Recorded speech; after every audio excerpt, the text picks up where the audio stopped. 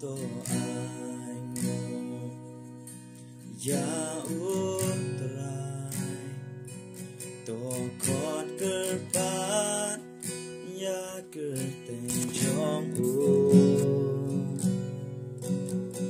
nhìn phần braya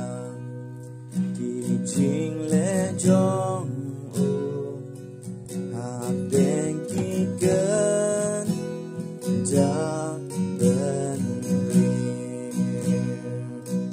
Torwaya Torway kinh trình ya ro to ya kren siapang di kampela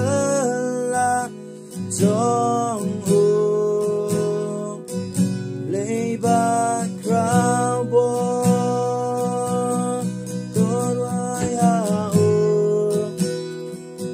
Torway kinh trình ya ro to ya kren siapa